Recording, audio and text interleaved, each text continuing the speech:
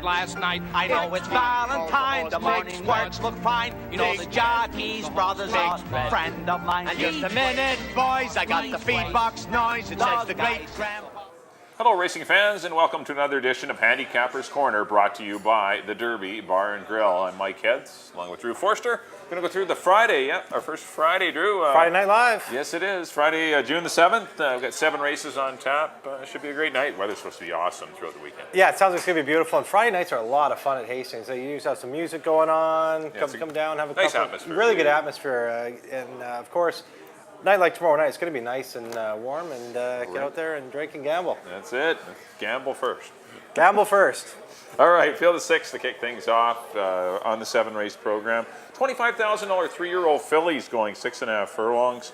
I've landed on the 5 D's Dream. I was pretty impressed with that 4th place run behind Tempered Steel and Lady Henrietta. Yeah. She, didn't get the lead, but still battled on very gamely and was still a good 4th. And I thought that was a good effort. That was her first start on Lasix. And I just don't see a lot of speed in here. Free Roman Dolly did go wire to wire, but missed the break badly and rushed up against some inferior horses and was allowed to get pretty good position. I think D's Dream's fast. She won going 3.5. She gets the lead. I think she goes wire to wire. I give the 1 Honey Skeela the best chance to upset her. A nice win first time out. I liked her that day. Then she was given a lofty assignment against I Think So and Gold Strike Glory in the Ross McLeod Stakes, and she failed, but she's back down at a proper level, and I think she could be really dangerous. Good works, too, for Honey Skeela, so I like her. And I put the 6 Sacred Delight, first run for Mike Wheeldon and Rosie Anderson. They had a nice win with Cry, Cry, Cry last weekend, and looking to get another one. Going to try blinkers on off the claim and see how this filly does in her first start in Vancouver. But I did go to the 5 D's Dream. I just think she's going to get the lead, 5-1-6. I went with the 6. I think that she can lay just off. If you look at that race 3 back, it was just 2 lengths, kind of a stock and pounce kind of style. I think if she can do that here, I think she's just... It's a tough caliber. I mean, it's pretty tough. It's not like, they claimed her for 25. They didn't bring her up here and lose her head and run her in a stake or something like that. They're running her right back for 25 in Vancouver, which is going to, I think, make a big difference. I think she's just too much for them to handle in here. I did put D's Dream, for the reasons you mentioned. Very useful, nice little filly in the 2nd spot. And I put Free Roman Dolly in the 3rd spot. I was just impressed. I mean, it was a pretty inferior race, but made no mistakes. Ran off and hit against that bunch. So, yeah, sky's the limit. I don't know what her ceiling. I mean, she won so easily. Did everything wrong and won for fun.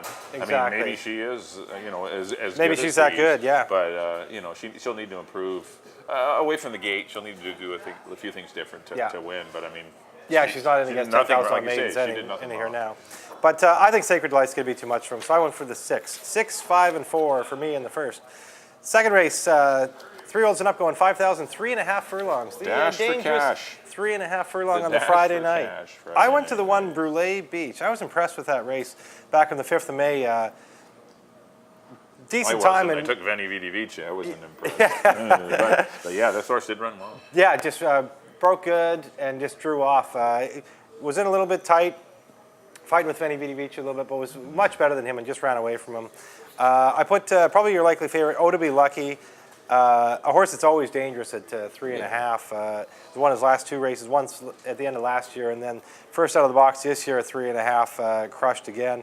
I have him in the 2nd spot, and Veni Vidi Vici I put in the 3rd spot. A horse that's always in the mix in these 3.5 races. Very quick, nice little horse.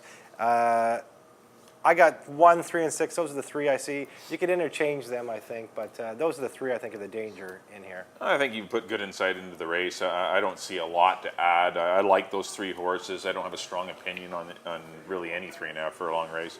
But I've gone to Be Lucky to win it, though. I mean, the horse has got an impeccable record at the distance. Yeah, he's tough here. Frank is riding lights out. He's just been winning race he's after just race. on fire, yeah. Brule Beach I put in for 2nd, and I put Veni Vidi Vici. I usually have him in the win spot, but I put him in the 3rd spot. I'm gonna say that it's 3, 1, and 6. I'm gonna give up on him a little. Maybe he'll win.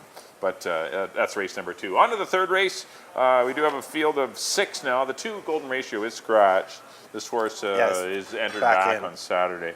But field of 6, actually hasn't been scratched as of taping, but I'm pretty sure he will be. Yeah. But a mile and 16th will be the trip. I've gone to the 4, Maida Vale.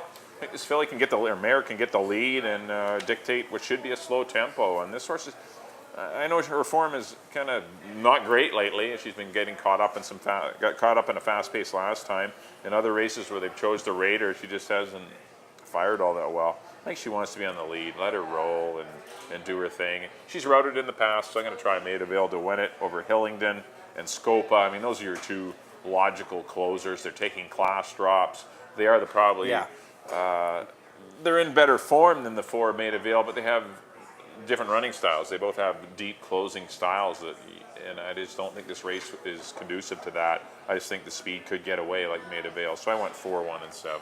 I thought exactly the same way, Mike. I think Hillingdon's the best horse in the race. Yeah. I like Scopa. I've always liked Scopa. She always turns in an honest effort. But I just don't see enough pace for them to run at. They both need a race to set up for them. Right. And that's why I went to Maida Vale as well. I think she gets on the lead. And especially the way the track's been playing lately. Yeah, every race has just been following each other around the track. Yeah, speed It's has been deadly here the last few weeks. 5,000 claimers Exactly. going at 16, and they're just not stopping. Can't catch them. So because of that, I'm on Maida Vale as well. Put Hillingdon in for second and Scope in for third spot. I got the same ones. I got 4, 1, and 7 in the third. On to the fourth race. Fillies and Mares, maiden 10. And I've gone to the horse that ran behind Free Roman Dolly. Free Roman Dolly's in that first race at 25,000. I went to Blue Minnow out of the Robbie Anderson barn. A horse that's been on the improve. First time this year for maiden 25. Maybe didn't really belong in that race against Quit Your Wine, Haida Gwaii. Dropped down to 10, ran a nice second to Free Roman Dolly. I don't see a whole lot of toughness in here necessarily, so I went to Blue Minnow. On the second spot, I put kind of a long shot. I took 2 trees out of the John Snow barn. I like the fact that maybe it's got a start. John's been going well. He goes to Antonio Reyes. They've been having a fair bit of. Been doing good. Wildcat. Wildcat, exactly. They've been pretty dangerous lately, and I don't see a lot in here. So I'm kind of taking a shot on a horse that just had the one start last year. Now she's a 3-year-old. I look for her to improve. And the third spot, I put Rodessa, one that kind of figures in here. Was third in that Free Roman Dolly Blue Minnow race, so she looks to be in the mix too. I got 3, 7, 1. Yeah, I'm going to try the 5 Electric Girl in here. Yeah. This horse dropping from maiden 25. I don't love the horse, but coming out of the Haida Gwaii, Quit Your Whining race. This horse was caught a little wide in that one, trying to show speed. I think you can probably get to the lead in here. I'm going to try Electric Girl. Good work since the race, or at least one good work. One kind of iffy one there in 40, but I don't know what that was all about. But I'm going to give this horse a shot. And I agree with your other 2 horses, the 1 Rodessa and the 3 Blue Minnow. I put the 1 ahead of Blue Minnow just because it just most likely to improve. I think would be the 1 Rodessa. Yeah. Just because that was only his first start of the year and only second start of her life. And this horse, they got beat. They were like a couple of inches apart at the end of the race. Yeah. So I just think Rodessa might have a little more upside than Blue Minnow, who ran a good race. So, can't take anything away from the horse. The horse ran fine and just ran into a bear and Free Roman Dolly. But I'm going to go 5, 1, and 3, though. Not a race I like, but I think this is the first leg of your pick 4, because it does start in the 4th race with only 7 races. Yeah. But I think you need all 3 of those horses in the first leg. On to the 5th, got some maiden 5 granders going 6.5. Got a full gate signed on, 11 of them. Yes. I'm going to try our good friend, Orland McConnell. All right. Yes. He's about 88 years young, still training horses, and Marlo Dunn will be aboard. This horse got off to a late start last year and was in some tougher maiden races. Ended up running along. I just think this horse has got the better company lines than a lot of these other ones. Yep, the works are spectacular on I'm Famous for this little caliber. Yeah. You got a bunch of 101s, and not many of these horses can run in 101 and change for 5/8. So I know he's a big fat maiden at 17 starts. He's due. But I think the price will be right. I think you're not going to, if you're going to take an 18-time maiden, take 10 to 1, but don't take 5 to 2. Yeah, I don't like any of these horses at too short a price. Right, and it's just, there's a bit of speed in here. I think I'm Famous. If you look at some of those, I know you got to go back to 211 on a couple of them, but this horse is pretty solid. And I think you just throw out last year, just got the late start, and it's tough to jump in at Hastings in August and try and catch up with horses that have been running 4 and 5 times already, and you're making your first start. So I'm going to give this horse a big chance. I'm going to go I'm Famous over the 6 Rompon, who I thought rated well last time. This horse was running some pretty fast fractions last year, went 21 and change in one race. But this horse relaxed quite nicely and ran a pretty good race. And I put the 8 Barclay Bay up near Ucluelet, Barclay Sound up on the. I didn't look it up. I'm not that smart. Very nice. Geography lesson. Bamfield. It's up that way. But yeah, you get everything here on the show. 7, 6, and 8. But I do like I'm Famous. I just think that's my one price play of the day. I like that. That's good. I went to one of your shorter price horses. I went to Black Whiskey out of the Bill Connick barn. Fernando Perez retains him out. Was in that Where's Henry race. Where's Henry was much the best that day. Back almost winning on 17-5. Yeah, went 44 the other day and just missed. So that looked like a pretty tough race. I mean, he got beat 10 lengths, but that's because the winner won by 9 3/4. So he just got beat for second. And Bill Connick's having a decent year. He won a nice maiden race of the day. Milkameen Joey. So Fernando Perez sticks with. I got Black Whiskey on top. The second spot I put Barclay Bay, just coming off a second, the maiden 5. He figures to maybe be in this. And then the third, I took a Devil's Cause. I took it last time. I didn't know. I left him off the ticket. I wouldn't be surprised if the horse ran okay. Yeah, he only got beat 3 1/4. He was in the 10 hole last time, and guess what? He's in the 10 hole again. So, but Amadeo started out the year kind of slow, and he seems to be heating up. So maybe as he gets kind of into form, he can work out a better trip for this horse. He definitely he can make some noise in here. I got 3, 8, and 10. On to the 6th. Fillies and Mares, 4,000, non-2. And I've gone to the 6th, Reveling, who has worked her way down from the 17.5 level this year. Ran a couple times for 17.5. Yep. First out, just got beat a couple lengths by Clarice B. Came back, run kind of a stinker, so went to the 7,500 level. Got beat there by Closing Intentions. So now they go right down to as low as you can go, the 4,000 non-2. She looks to be pretty tough in here. I got Reveling on top. I got Forever Me. Easy winner last time for maiden 5. Just glided to the lead for the very hot Melanie Walters. Barnes going good. Melanie's having a really strong meet. 15 starts, 5 wins. She's batting 33%. Wouldn't be surprised to see that one win it, and it could be a bit of a price. And in the third spot, I went way to the outside to Cochin Becky. I think that's how it's called. Yep, you got it. Cochin Becky. Out of the Mike Anderson barn, one that he was running at Turf Paradise all winter. Broke a maiden down there for 5. Ran back for claiming 10 and just missed. Just got beat a nose. Came back allowance race. Obviously, that was a bit too much for her. But she shows up here in the nice non-2-4. And Marlo Dunn riding could definitely make some noise in here. I went 6, 7, and 11. Yeah, it could be a mistake. I've left the 11 off out of my top 3. But just a race that's really difficult. There's a lot of chances in here. You can make a case. I know. I left out like Lady Born. She could be tougher. There's some nice horses. I've gone to the rail, number 1, Princess Sparkle. I liked this horse when she broke her maiden. I actually liked her first time out when she got beat by Spirit Wandering. But that wasn't to be that day. But last time against some non-3s for 7,500, flashed a little more speed than usual. Was trying to get in position, and I think it took away from her late kick. She was kind of flat the last part. I think it might be a rider change too, because Richard Hamill was supposed to ride the horse. He was injured and booked off, and you know, nothing against Fernando Perez, but I mean, certain riders have certain rapport with horses. And Hamill has, you know, ridden Princess Sparkle quite well, and knows that you got to take her back. And Fernando just had her. Maybe she was just a little too good, a little too sharp, and Fernando let her run up a little bit early, and that's why she flattened out. But I'm going to give her a shot going long. I think that's what she's bred to do. Like the rail post, like Richard back aboard, and I think there's lots to like here. I think she's pretty solid on the class drop. Back down into a non-2. I put the 7 Forever Me in for second, as you mentioned.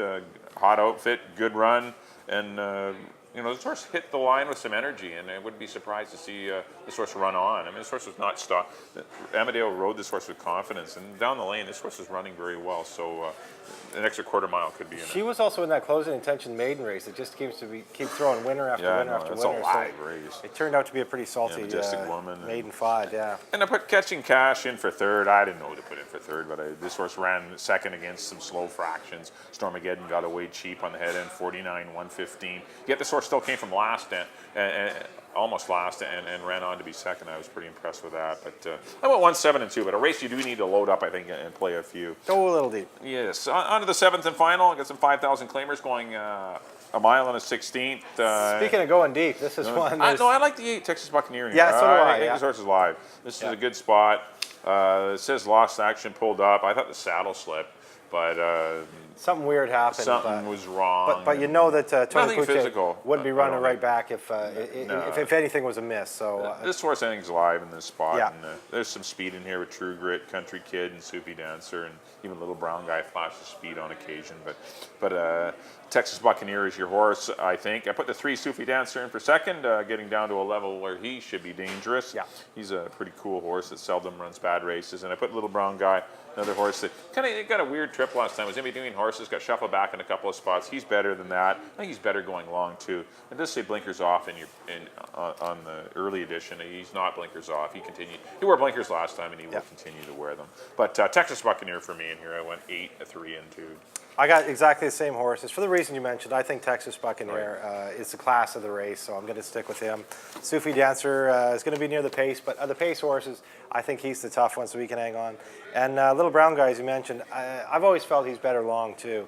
I left out horses like Finally Cruising, Country Kid, Raising Memo, who just won his non-winners of the year. He could be tough, but I got the same ones, Mike. 8, 3, and 2 for me. That'll do it for our analysis of the Friday night program, our first Friday night Live. Friday Night Live. Up next on screen will be a quick recap of our selections. And There's back Michael. in race number 1, I went to the 5-horse D's Dream. I went 5, 1, and 6 in the dash for cash. The 3.5 furlong second race, I went 3, 1, and 6. Race number 3, I went to the 4, the Speedy Maida Vale. Hopefully she can carry her speed going a mile and a 16th. I went 4, 1, and 7. The 4th race, number 5, Electric Girl, 5, 1, and 3. The 5th race, number 7, I'm Famous. Going to go 7, 6, and 8. The 6th race, number 1, Princess Sparkle, 1, 7, and 2. And the 7th and final, I went to the 8, Texas Buccaneer, 8, 3, and 2. Got a lot of ones in the mixer, Mike. A lot of red on your page I got a there. few. In the first, I went with the 6, Sacred Delight, over the 5 and the 4. In the second, I went to the 1, Brule Beach, over the 3 and the 6. In the third, I agree with Mike on number 4, Maida Vale, hoping she can steal it, over the 1 and the 7. The fourth, I went to the 3, Blue Minnow, over the 7 and the 1. In the fifth, I went to the 3 again, Black Whiskey, over the 8 and the 10. In the sixth, I went with the 6, Reveling, over the 7 and 11. And in the nightcap, I agree with Mike, right down the page, number 8, Texas Buccaneer, on top of the 3 and the 2. Well, that'll do it for the Friday edition of Handicappers Corner. I'd like to thank everyone for tuning in. Don't forget Belmont Day tomorrow, Saturday, June the 8th. 14 of them lined up to go a mile and a half. Isn't that great? Usually the last few years, the Belmont's been 5, 6, 8 7 horses. horses. Yeah. This year 14 going that far is going to be very exciting. Yeah.